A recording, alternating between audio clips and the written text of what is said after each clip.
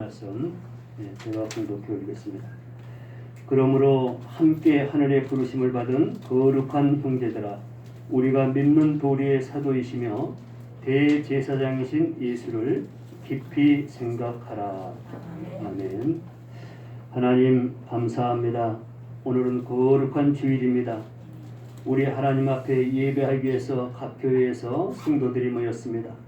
교회마다 우리 주님이 성령으로 함께하여 주셔서 우리 아버지 앞에 참 예배를, 진실한 예배를 드리는 귀한 시간들 되게 하여 주옵소서. 항상 우리 사랑교회와 우리 성도들을 사랑하신 우리 주님 감사합니다. 이제 새해를 맞이하여 아버지 각자에게 지혜와 총명을 더하여 주셔서 한 해 동안 우리 주님만 생각하는, 우리 하나님께만 영광을 돌리는 한 해가 시작이 되고 진행이 되고 완성이 될 수 있도록 은혜와 은총을 더하여 주옵소서.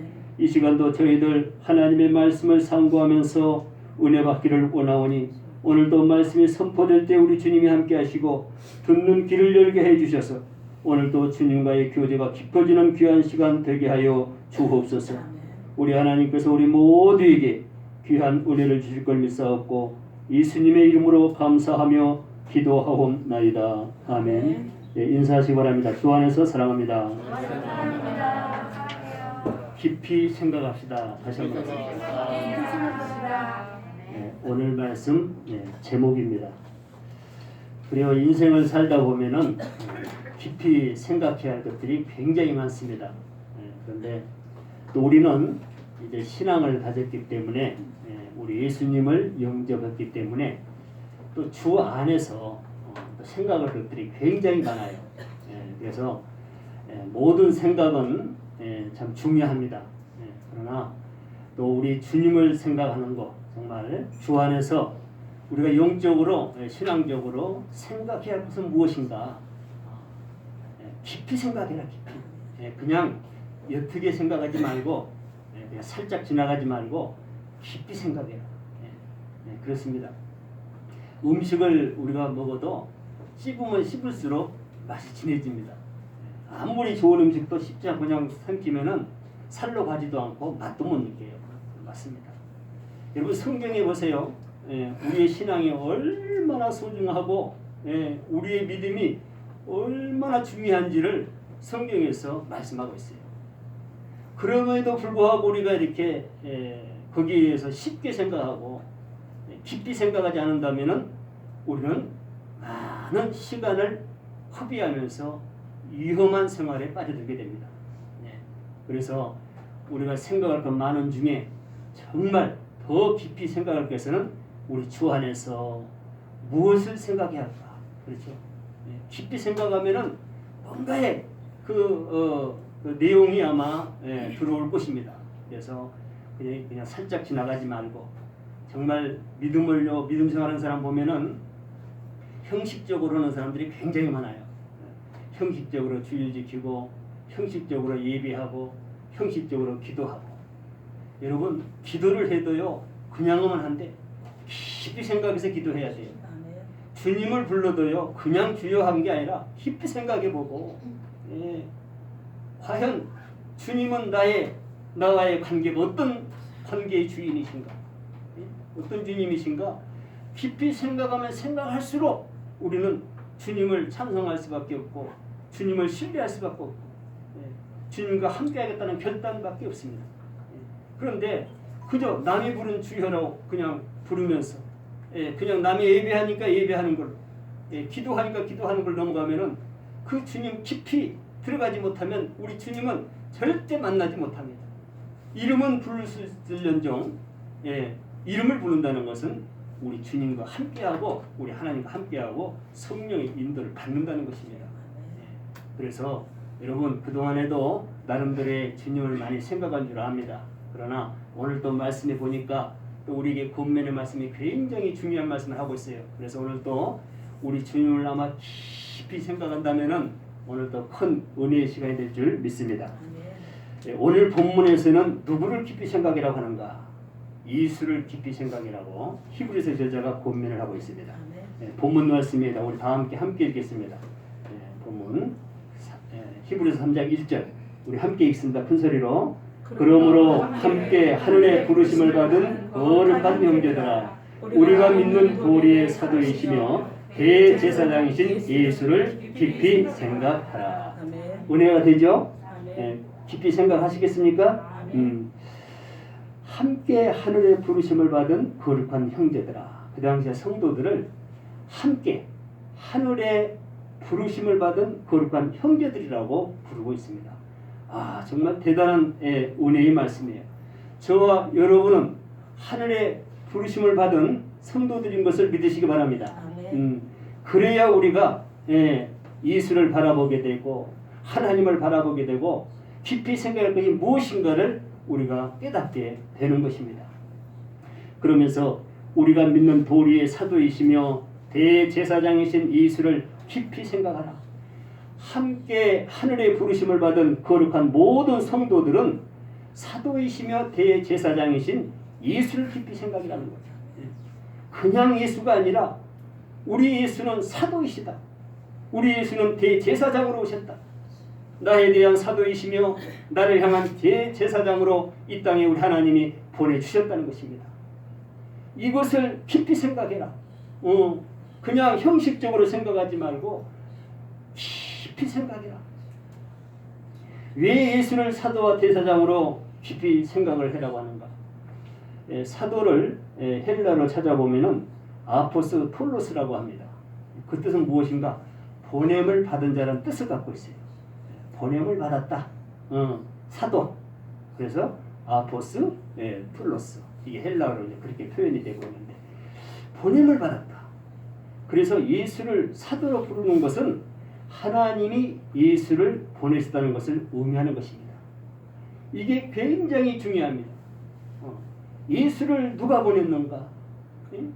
이거 중요하기 때문에 오늘 본문에서도 강조한 거예요. 예수는 우리 하나님이 보내셨구나. 여러분, 하나님 보냈다는 건 다 알고 있어요.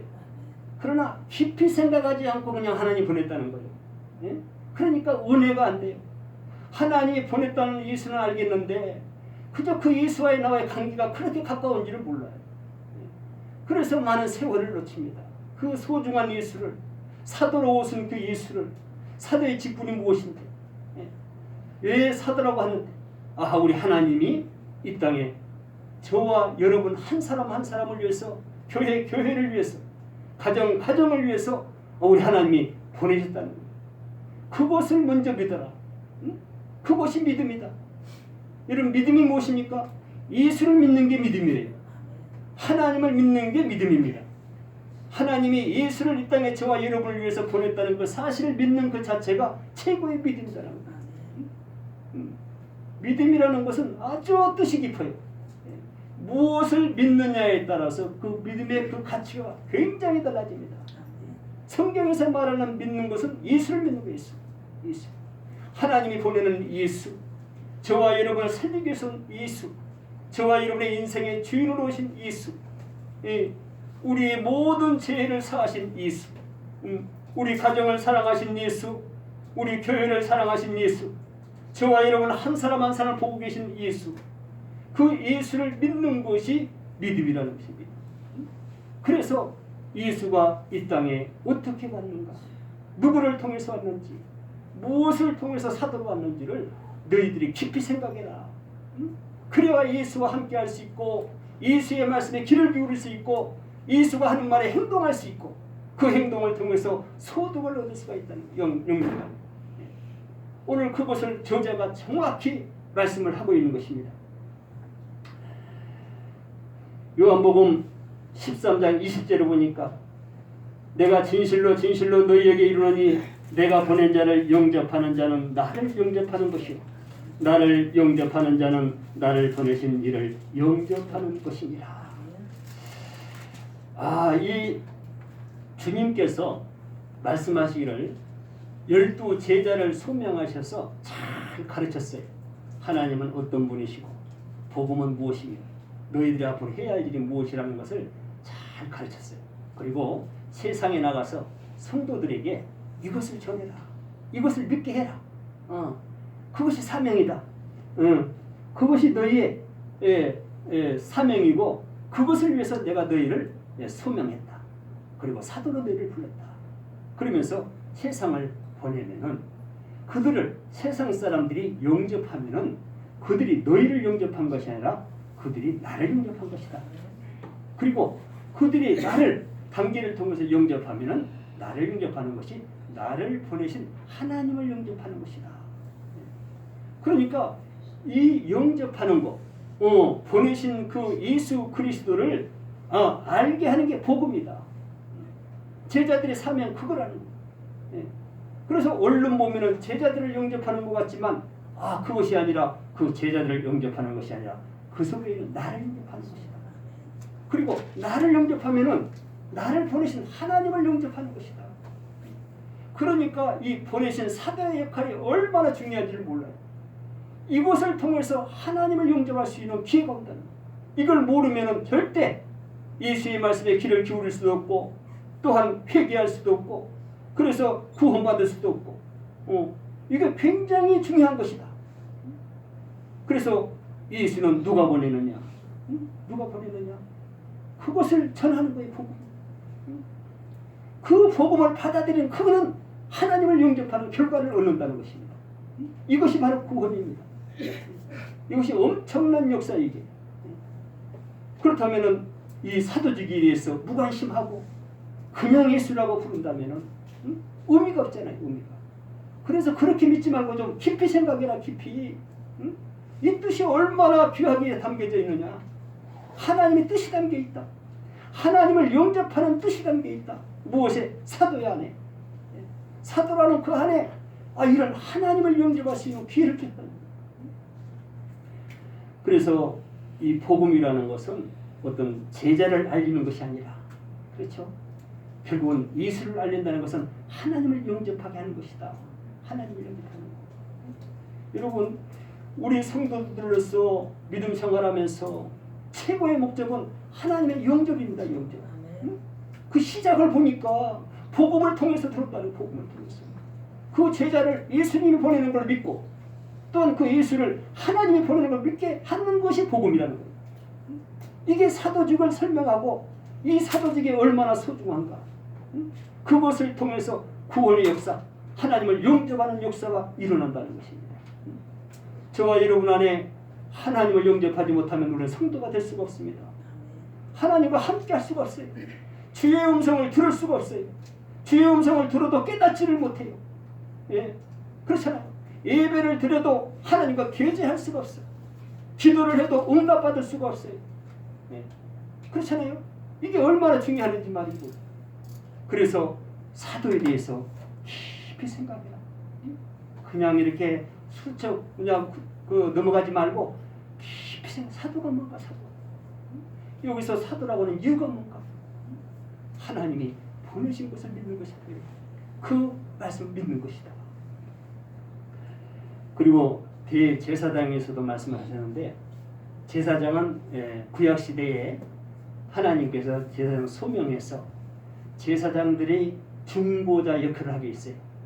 그 당시에 많은 사람들이 모두가 죄 가운데 있었잖아요. 그래서 그 죄를 사해 주시는데 하나님이 방법을 무엇을 주셨냐면은 너희들은 죽어야 마땅하는데 그런데 기회를 준다. 어떻게? 너희들이 죽을 대신 짐승을 잡아다가 믿음으로 태워서 제사를 지내면은 회개를 하면은 그저 기회를 주겠다. 그것이 제사장의 역할. 그 제사장들은 중보자로 쓰신 그 역할. 그것을 그 당시에 이스라엘 백성들에게 그걸 말씀하셨어요. 제사장. 그래 너희들 진짜 죽어야 마땅할 사람이야. 죄인들이기 때문에. 그러나 하나님께서 우리 제사장들을 통해서 너희들 기회를 준 것은 너희들 죽는 대신 짐승을 잡아와라.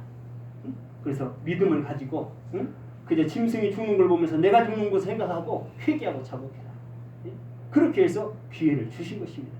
그런데 신약시대에 우리 예수님을 그 중보자 역할의 제사장으로 보내주신 거예요. 그래서 하나님과 저와 여러분 사이에 중재자가 굉장히 필요합니다. 그 역할을 우리 예수님께서 하신 예수님께서. 그러니까 이 제사장과 사도직은 얼마나 소중한지 몰라요. 우리에게 아주 필요한 거예요. 이것을 모르면은요 정말 우리 신앙에 깊이 들어갈 수가 없어요. 기도가 깊어질 수 없고 예배가 깊어질 수 없고 찬송이 깊어질 수가 없는 거예요. 그게 아주 기본적인 거예요. 기본적인. 제사장은 성경에 쓰여 있는 건 많이 봤는데 나와의 관계에서 우리 주님의 제사장의 역할은 무엇인가를 우리가 알아야 거기에 맞춰 선택할 것이다. 그것을 깨닫게 하기 위해서 오늘 본문에서 본문에서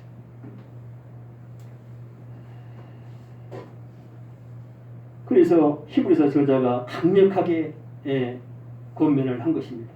하늘의 부르심을 받은 거룩한 형제들아, 우리가 믿는 도리의 사도이며 대제사장 예수를 깊이 생각하라. 깊이 생각하시기 바랍니다. 사도로 하여금 대제사장으로 이 땅에 오신 예수님이 사역을 시작하시면서 제자들과 성도들에게 이렇게 말씀을 하셨습니다. 요한복음 14장 6절에 보니까 예수께서 이르시되 내가 곧 길이요 진리요 생명이니 나로 말미암지 않고는 아버지께로 올 자가 없느니라. 예수님을 깊이 생각해야 할 이유입니다. 이유. 우리 주님께서 이 땅에 하나님으로 보냄을 통해서 왔는데 제사장의 중보자로 왔는데 그 중보자의 역할이 뭔가 했더니 예수가 길이 되겠다는 길, 그리고 진리가 되겠다는 것, 그리고 생명이 되시다. 이게 중보자의 역할입니다. 여러분, 예수가 길이 된다는 것은 아버지께 가는 길을 가르쳐주겠다는, 함께갔다는 거예요. 믿습니까? 그 길을 통하지 않고는 절대 아버지께 갈 수가 없다는 거예요. 그리고 이 진리라고 말씀하신 것은 아버지께로 갈 수 있는 그런 방법을 잘 가르쳐주는 그 자체를 진리라고 설명을 하고 있어요. 그렇게 되면 어떻게 돼요? 생명이 된다. 생명. 그러니까 우리 주님을 우리가 멀리하고 주님을 길로 삼지 않고 주님을 진리로 삼지 않고 주님을 생명으로 삼지 못하면 우리는 아버지께로 갈 자가 아무도 없다. 우리의 최후의 소망이 무엇입니까? 아버지께로 가는 거예요. 그곳이 천국이요, 그곳이 생명이 있는 곳이요, 영원한 생명이 담겨 있는 곳이요, 영원한 찬양이 있는 곳이요, 영원한 하나님과 함께하는 곳이 바로 아버지 계시는 곳, 그곳 바로 천국을 말하는 것입니다. 여러분 다 천국 가고 싶죠? 아멘. 예수 그리스도를 길로 삼으시기 바랍니다. 아멘. 진리로 삼으시기 바랍니다. 아멘. 생명으로 삼는 자만이 이 길을 통해서 하나님께로 갈 수가 있다고 오늘 우리 주님께서 직접 저와 여러분에게 말씀하신 것을 믿으시기 바랍니다. 누가복음 9장 23절에서는 우리의 길이요 진리요 생명이 되신 예수님이 아버지에게 가는 길을 구체적으로 가르쳐 주십니다. 또 우리에게 이르시되 아무든지 나를 따라오려거든 자기를 부인하고 날마다 제 십자가를 지고 나를 따를 것이니라. 여기에서 말씀하신 십자가는 복음을 위한 희생을 말합니다. 그 희생을 위해서는 절대 첫째 조건이 뭐냐면 자기를 부인해야 한다. 우리 주님께서 사명을 완성하시는 것은 자기를 부인했기 때문에 그 사명을 완성하신 것입니다. 그리고 하나님의 뜻을 따를 수가 있었어요. 그 뜻이 바로 십자가를 통해서 가는 길입니다. 그런데 우리 주님께서 이 말씀을 하십니다. 나를 따라오려거든 자기를 부인하고 날마다 제 십자가를 지고 나를 따를 것이니라. 그래요. 우리는요 주님을 따라간다고 하면서 십자가는 부인합니다. 우리 주님이 다 졌다고 하면서 그냥 따라가려고 해요. 그런데 우리 주님은 안 그래요. 우리도 십자가가 있다는 거예요. 십자가가. 그 십자가를 지고 와야만이 나랑 함께 할 수 있다. 절대 그 십자가를 버리고 가볍게 오지 말라. 나도 하나님의 아들로서 독생자로서 와서 십자가를 너희를 위해서 주는데 너희도 십자가가 있다는 거예요. 그 십자가. 그 십자가가 무엇인가? 이것이 굉장히 소중합니다. 복음을 위한 희생 역시 주님이 말씀하십니다. 사실 십자가는 복음을 말하는데 마태복음 20장 28절에 보니까 인자가 온 것은 섬김을 받으려 함이 아니라 도리어 섬기려 하고 자기 목숨을 많은 사람의 대성물로 주려 함이니라. 주님이 이 땅의 사도와 제사장으로 오신 목적은 많은 사람들을 섬기고 자기 목숨을 많은 사람들에게 대성물로 주시려고 오셨다는 것입니다. 이것을 우리가 깊이 생각하고 이것을 받아들여야만이 그 목숨을 대속으로 우리가 받을 수가 있다는 것을 말씀하는 것입니다. 그래서 이 섬김이라는 것은 너무나 중요해요. 예수님의 그 십자가도 섬김입니다. 33년 동안 그 모든 생활을 보면 전부 섬김이었어요. 섬김. 사역 또한 3년 동안 최고 엑기스는 바로 섬김입니다. 그 섬김을 통해서 많은 사람들을 깨닫게 했고 그 섬김을 통해서 예수 그리스도를 알게 했고 하나님을 알게 했고 그 섬김의 그 희생이 복음에 대해 얼마나 큰 역할을 한가를 우리 주님이 보여주셨어요. 그러니까 본인이 그걸 오셨다는 거예요. 그리고 그것을 그 섬김을 제자들에게 가르치기 시작하십니다. 그 사명을 가르쳤어요. 그리고 그 제자들은 또한 그 교회에 모인 성도들에게 그걸 가르쳤어요. 그래서 오늘날 그 복음이 섬김을 통해서 지금 흘러가고 있는 것을 저희들이 보고 있고 느끼고 있습니다. 그 섬김은 아주 중요한 것이다. 그 섬김에 대해서 깊이 생각하는 것은 예수를 생각하는 것이다. 예수의 섬김을 보게 될 것이다. 그 섬김의 그 가치를 너희들이 알게 될 것이다. 우리 주님이 그래서 그 섬김을 굉장히 소중히 여기시고 그 섬김 중심으로 그 사역을 하신 것을 성경에 볼 수가 있습니다. 주님이 섬김을 무엇으로 보여주셨는가? 요한복음 13장 14절에 보니까 내가 주와 또는 선생이 되어 너희의 발을 씻었으니 너희도 서로 발을 씻어주는 것이 옳으니라. 아멘 안 하십니까? 아멘. 우리 주님이 저와 사랑하는 저와 여러분들에게 하시는 말씀입니다. 우리 주님께서 그 당시에 12제자의 발을 씻겼음을 말씀하신 건데 저와 여러분은 안 시켜주셨어요.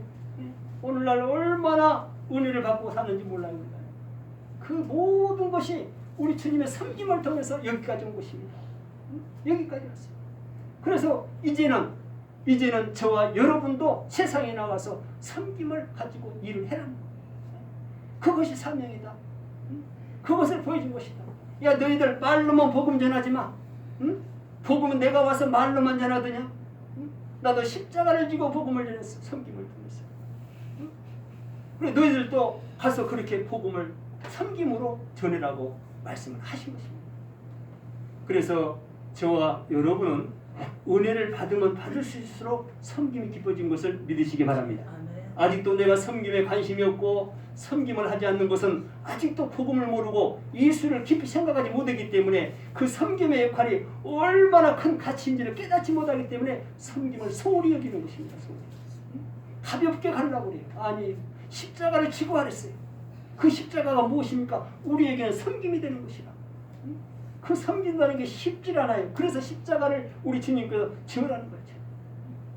그래서 우리 주님이 말로만 하면 안 될 것 같아서 우리 주님이 직접 제자들의 발을 씻기면서 이것이 바로 섬김이다. 너희도 서로 이렇게 섬김을 통해서 발을 씻어주고 이루하는 것이 마땅하는 것입니다. 그런 은혜로 승리하는 저와 여러분이 되시기를 주님의 이름으로 축원합니다. 천사들도 섬기는 영으로 보내주셨다고 합니다. 히브리서 1장 14절에 보니까 모든 천사들은 섬기는 영이로서 구원받은 상속자들을 위하여 섬기라고 보내심이 아니냐. 우리 하나님께서 많은 천사들을 보내주셔서 저와 여러분과 함께 하게 합니다. 그런데 오늘 말씀해 보니까 그 천사들도 우리를 섬겨서 하나님의 자녀의 구실을 하게 하겠습니다. 그 섬김을 통해서 우리의 사명을 다할 수 있도록 그 역할로 이 천사들을 보내주다. 그런데 성경에 보니까요, 천사들은 우리 위에 있는 게 아니라 우리를 위에서 온 것을 천사라고 해요. 그걸 믿으시기 바랍니다. 그래서 우리가 항상 우리 주님을 섬기기 위해서 주님의 말씀대로 이웃을 섬기기 위해서 우리가 결단하고 기도하고 들어가면은 이 천사들이 도와주신다는 것. 무엇으로? 섬김을 통해서. 섬김을 통해 도와준다는 것은 섬길 수 있는 은혜를 주신다는 것.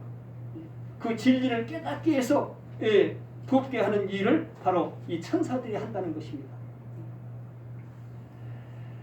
요한복음 13장 34절에서도 섬김에 대해서 말씀을 하셨습니다.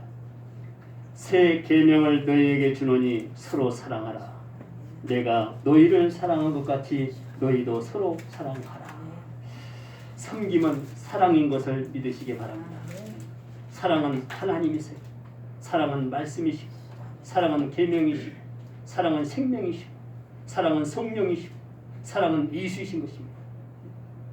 이 사랑에 대해서 우리가 깊이 들어가지 않는 것은 예수를 깊이 우리가 생각하지 못하니까 사랑도 아주 세상의 사랑과 비슷하게 가려고 합니다. 여러분, 성경에서 말하는 사랑과 세상에서 말하는 사랑과는 천지 차이입니다. 전혀 크기를 상상할 수가 없어요. 비교할 수가 없는 게 바로 차이점입니다. 그래서 세상에서는 사랑 어떤 받는 것을 사랑이라고 하지만 성경에서는요, 저와 여러분에게 요구하는 것은 희생하는 그 자체를 사랑이라고 해요. 희생을 통해서 받는 사랑, 희생을 통해서 전하는 사랑, 그 섬김, 그 받는 섬김, 전하는 섬김, 그것을 사랑이라고 합니다. 그래서 사랑은 말에 머물러 있잖아요. 우리 예수님도 십자가를 통해서 사랑을 확증했다고 합죠. 그 사랑으로 우리를 용서를 하셨고, 죄를 용서하셨고, 우리를 또한 천국으로 인도하는 그런 이루를 하셨고, 엄청난 역사를 일으키셨습니다. 그 사랑이 아니었더라면, 그 십자가의 희생의 섬김의 사랑이 아니었더라면 저와 여러분 오늘날 이 자리에 앉을 수가 없는 것입니다. 서로 사랑하시기 바랍니다. 주님이 새 계명으로 주신 이웃사랑, 내 이웃을 내 자신과 같이 사랑하라. 그래요. 참 어렵게 생각하면 굉장히 어렵지만은요, 이것은 당연한 말씀입니다. 그렇습니다. 여러분, 모든 생명은 우리 하나님이 주셨습니다. 근데 우리는 어떻게 이웃을 내 몸같이 사랑할 수 있느냐라고 반문할 수 있어요. 그러나 주님을 깊이 우리가 생각하면은요, 이게 가능해요. 아하, 내 생명이나 이웃의 생명이나 하나님이 똑같이 사랑하고 계시는구나. 가치를 같이 매기면은 우리가 내 몸같이 사랑할 수가 있어요. 그것을 말하는 거예요. 무엇을 갖다 퍼주는 것도 사랑이지만 그게 아니에요. 생명 중심으로 들어가면은 그 영원한 생명에 대해서 가치를 알게 되면은요, 내 몸같이 이웃을 사랑할 수 있다는 것입니다. 믿으십니까? 여러분, 내 생명이 얼마나 소중해요? 하나님이 내 생명만 소중합니까? 아니에요. 우리 하나님은 이웃 사람의 안에 있는 그 생명, 그 생명도 내 생명처럼 소중하다는 거예요. 그런 가치를 가지고 서로 바라봐라. 그런 가치를 가지고 서로 섬겨라. 그런 가치를 가지고 생명을 서로 보호하라. 이것이 내 몸같이 이웃사랑하는 것입니다. 이것만이 오직 우리 주님께서 원하는 것이고, 이것만이 너에게 새로 준 새 계명입니다. 계명입니다. 우리는 이웃사랑하지 않고 절대 하나님의 말씀인 그 계명을 지킬 수가 없는 것입니다. 여러분, 사랑하면 모든 계명을 다 지킨 것이라고 했어요. 그러나 사랑을 못한다는 것은 계명이신 하나님의 말씀에 전부 부인하는 것으로 성경에 기록이 되어 있습니다. 그것을 사망이라고 했고, 그 사람은 절대 하나님께로 갈 수가 없고, 주님과 함께 할 수 없고, 주님의 그 모든 은혜를 받을 수 없다고 성경은 말씀을 하고 있습니다. 사랑보다 더 큰 계명이 있는가? 마가복음 12장 31절. 이보다 더 큰 계명이 없느니라. 여러분, 사랑이 제일 큰 계명이래요. 믿습니까? 그렇다면 우리가 그 사랑에 대한 관심을 가져야죠. 우리의 모든 사명은 계명을 지키는 것입니다. 생명을 그 계명 안에 두셨어요. 말씀 안에 생명을 두셨습니다. 말씀은 하나님이시고, 하나님은 성령이시고, 성령은 예수님이시고, 예수님은 생명이시라고 했어요. 본인이 말씀하세요. 나는 길이요 진리요 생명이니 거기까지 깊이 생각을 해야 예수가 소중하고 이웃이 소중하고 계명이 소중하고 사랑이 얼마나 소중한가를 깨닫게 되는 것입니다. 여러분 사랑 자체가 생명이라면 여러분 어떻게 하겠습니까? 사랑 안 할 수 있어요? 우리가 주님의 사랑으로 생명을 거둔 것을 믿으시기 바랍니다. 얼마나 사랑이 소중한지 몰라요. 사랑 자체가 생명이라는 거예요. 그런데 우리가 그 사랑에 얼마나 무관심을 하고 사는지 사랑에 대한 깊은 우리가 그 생각을 가지고 그 사랑에 대한 가치를 지금 깨닫고 있는지 그것을 깨닫게 하는 말씀으로 성경을 배우고 있습니다. 주님이 주신 계명으로 새 계명으로 형제를 내 몸처럼 사랑하면 어떻게 되는가? 요한이 말씀합니다. 요한일서 3장 14절에 보니까 우리는 형제를 사랑함으로 사망에서 옮겨 생명으로 들어간 줄을 알거니와 사랑하지 아니하는 자는 사망에 머물러 있느니라. 답이 나왔죠? 예, 형제의 사랑이 얼마나 소중한가. 그러니까 형제를 사랑함으로 사망에서 옮겨서 생명으로 들어가는 것이 시작이 된다. 그러면 사랑하지 않고 생명으로 들어갈 수가 있는가? 이거는 절대 있을 수 없는 일이다.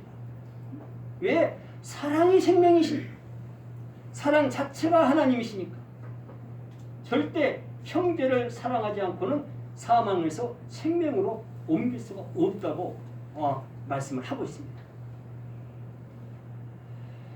형제를 사랑하지 않으므로 사망에 머물러 있는 자들에게 우리 주님이 명령을 하십니다. 잘 들으시기 바랍니다. 누가복음 13장 24절입니다.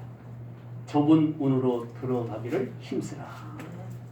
내가 너희에게 이르노니 들어가기를 구하여도 못하는 자가 많으니라. 여러분 좁은 문으로 들어가려고 힘쓰지 아니하면은 아버지께로 아버지 있는 곳으로 가기를 구하여도 이게 천국을 가기를 원해도 절대 갈 수가 없다는 게 천국은 그냥 가는 게 아니에요. 응? 네. 좁은 문으로 들어가지 않으면 천국 갈 수가 없다. 여러분 겸손 자체는 좁은 문입니다. 사랑은 좁은 문에 들어가지 않고 절대 그 사랑을 회복할 수가 없습니다. 여러분 좁은 문으로 들어가서 사랑도 받고 사랑도 나눌 수 있는 거예요. 그래서 이 좁은 문은 우리 주님께서 들어가라는 거예요. 그저 우리들이 그냥 보기에 달콤한 쪽은 전부 큰 문이지만은 그 반대로 희생이 있고 섬김이 있고 사랑이 있는 곳은 좁은 문이다. 근데 사람들이 좁은 문을 싫어해요. 물론 저부터도 그랬었지만 그래도 말씀을 보면 그게 아니라는 걸 깨닫게 돼요. 우리 주님이 말씀하신 좁은 문이 무엇일까? 근데 분명히 글로 들어가라고 그랬어요. 안 들어가려고 한 사람들이 있기 때문에 우리 주님이 들어가라고 명령하신 거예요. 여러분 좁은 문 들어가야 예수 그리스도를 만날 수 있고 좁은 문으로 들어가야 섬길 수 있고 좁은 문으로 들어가야 사랑이 보이고 이웃의 생명이 소중한 것을 여기고 내 생명처럼 그 사람의 아무리 겉에는 행동은 안 좋아도 그 안에 있는 생명은 우리 하나님이 지으시고 하나님 관리하는 것 자체를 내 생명 이상으로 사랑한다는 것을 알게 되면 그 생명을 해칠 수가 없고 사랑할 수가 있다는 것입니다. 그저 경제적으로 터지지는 못해도 그 생명의 가치를 아는 그 자체가 사랑하는 것이다. 얼마나 소중한 말씀인지 몰라요. 여러분 금년에 다 좁은 문으로 들어가실 분만 아멘 하시기 바랍니다. 아멘. 꼭 들어가시기 바랍니다. 거기 들어가야 예수 만나요. 할렐루야도 좋지만은 그걸로 절대 그걸로 되잖아요. 여러분 예수를 모르고요 깊이 생각하지 않고 신앙이 올라간 사람들 있잖아요. 막 신적으로 막 영성으로 막 자기간에 충만하다고 막 하는 사람들 있잖아요. 다 이거 위험한 사람들. 그렇게 예수 만나는 게 아니죠. 깊이 생각하지 않고 좁은 문에 들어가지 않고 예수의 말씀에 귀를 기울이지 않고 생명의 가치를 깨닫지 않고는 절대 신앙이 올라갈 수가 없어요. 포장해서 할렐루야는 외칠 수 있지만 정말 우리 주님이 원하는 할렐루야인지, 우리 하나님을 찬양하는 할렐루야인지, 그것이 중요한 거예요. 그래서 사람의 본능은 다 그저 쉽게 행복하기를 원하고 또 쉽게 즐거운 일을 찾지 않은, 성경에서는 그렇잖아요. 우리 예수님은 늘 좁은 문으로 들어가라. 너희들이 지금 서로 형제와 원수가 되는 것은 좁은 문에 들어오지 않았기 때문이다. 나를 깊이 생각하지 않았기 때문에 너희들이 원수를 맺고 서로 시기하고 질투하고 힘들게 하고 어려운 생애를 살고 있다는 거예요. 그러나 좁은 문으로 들어오면은요, 섬김이 시작이 되고 섬기게 되면은 사랑이 싹트고 그래가면서 서로가 소중한 것을 여기고 합력하여서 일하게 되면 거기에 선을 나타낸다. 우리 하나님의 사업은 합력하여 이루는 선입니다. 선. 그 선은 모두가 겸손을 통해서, 섬김을 통해서, 사랑을 통해서 시작돼요.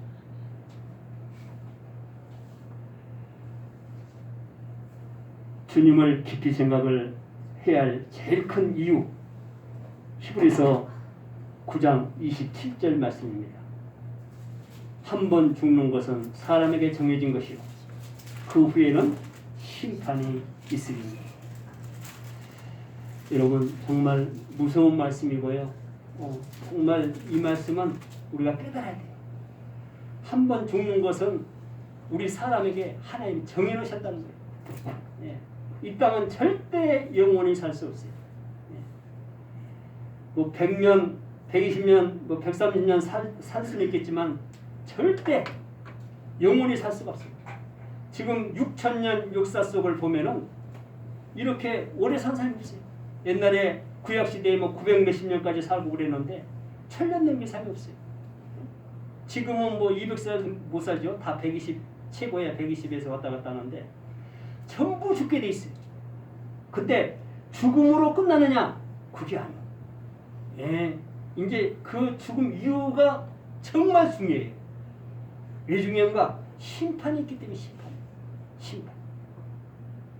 여러분, 이 심판이 있기 때문에 저와 여러분이 얼마나 두려운지 몰라요. 이 심판을 알면은요, 이 땅에서 그냥 어영부영 살 수가 없어요. 신앙생활 그냥 흐지부지 할 수가 없어요. 예수를 깊이 안 생각할 수가 없어요. 심판을 무서워하지 않으니까 예수를 그냥 만만하게 보고 어디 무슨 경제적으로 도움된 데나 요청하고 그냥 오래 사는데 건강한 데나 관심을 가지고 아니잖아요. 그것도 좋은 것이지만 그 이상의 것이 있다. 그 이상의 것. 심판은요, 천국이냐 지옥이냐 거기에 달려있는 게 심판이십니다. 여러분, 만약에 내가 죽음 후에 우리 주님이 이 땅에 재림하셔가지고 심판을 하시는데 내가 지옥 백성으로 심판이 될 것인가? 천국 백성으로 심판이 될 것인가? 아주 무서운 것이잖아요. 그런데 이것이 좌우되는 것은 이 땅에 우리가 살면서 어떻게 사느냐? 그것이 달려있다는 거예요. 이 땅에는 천국 갈 때 이력서를 쓰는 기간이에요. 이력서가 어떻게 쓰느냐에 따라서 천국이냐 심판이냐. 그런데 이력서가 뭘로 이렇게 써진가 봤더니 섬김을 통해서, 우리 주님이 명령하신 그 섬김을 통해서 실천하는 자, 이 행위가 굉장히 중요하다. 이것이 얼마나 중요한지 몰라. 그래서 우리는 죽음 이후에 반드시 심판대에 서는데, 이 심판 어떻게 내려지는 것인가? 어떻게 내려지는 것인가?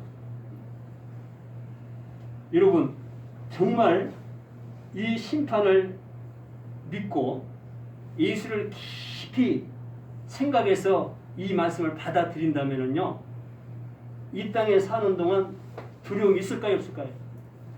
엄청 두려워요. 엄청. 성경에서 두려워하지 말라는 것은 세상을 향해서 두려워하지 말라는 것이지 하나님을 향해서 두려워하는 거 아니에요. 하나님은 항상 두려운 하나님. 예수님도 항상 두려운 하나님.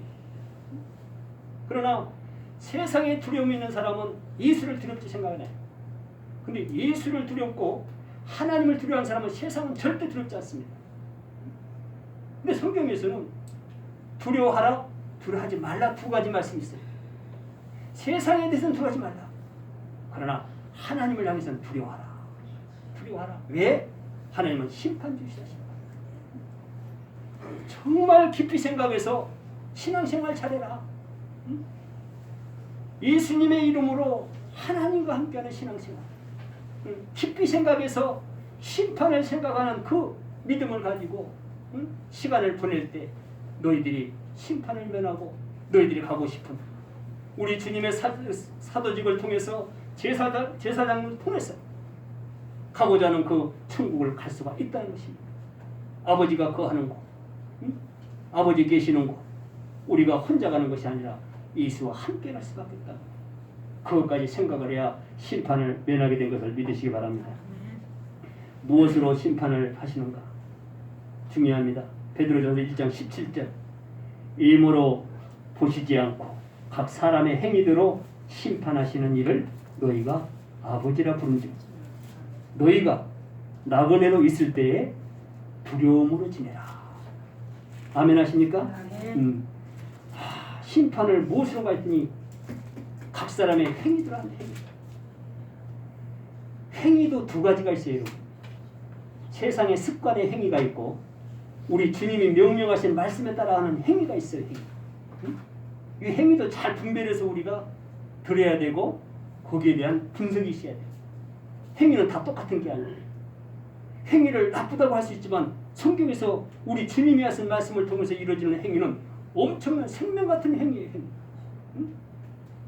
그래서 여기서 그 행위로 심판하신다는 것은 우리 주님께서 명령하신 것을 너희들이 따라서 행동하느냐 안 하느냐 그 행동을 보고 심판하신다는 거. 믿습니까? 이것이 바로 사명이에요. 사명. 행위라고 해서 다 세상 행위가 아니에요. 행위라고 해서 모든 도덕적인 행위가 아니에요.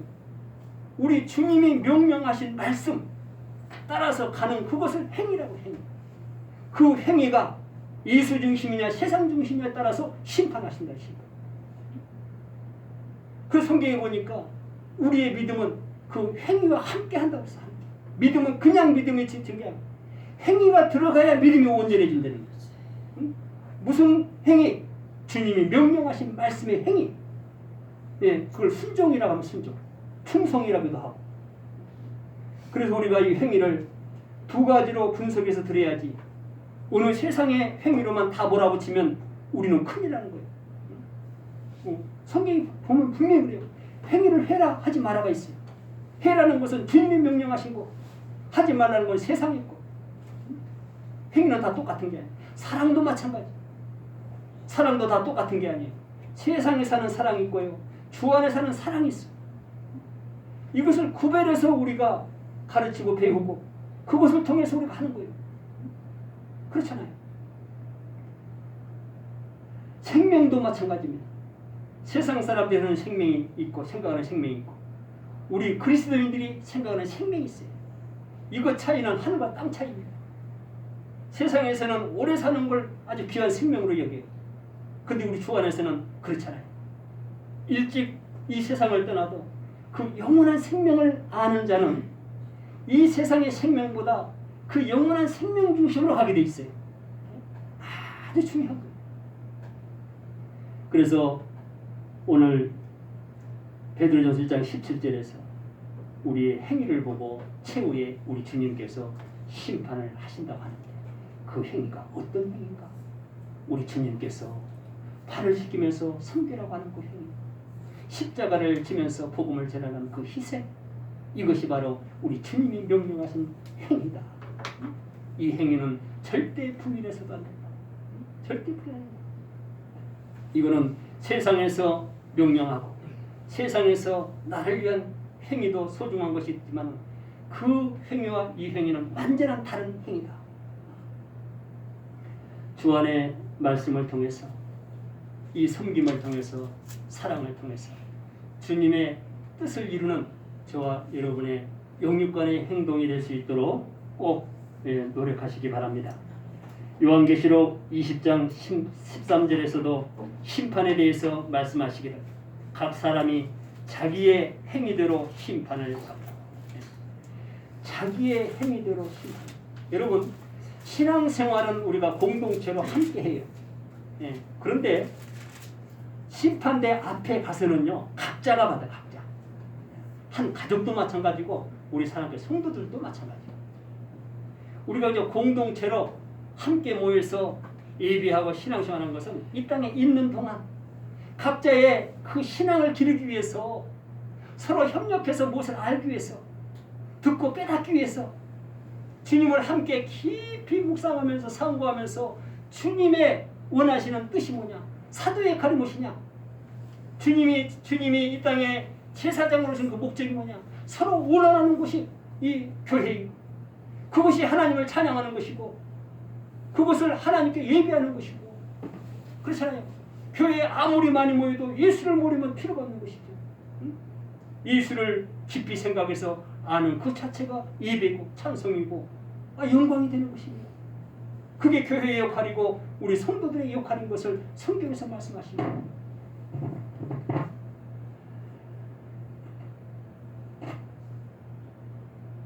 오늘 말씀 결론 말씀드리겠습니다. 금년에는 예수님의 사도직과 대제사장에 대해서 깊이 생각해서 신앙과 믿음과 예배와 찬양을 회복하는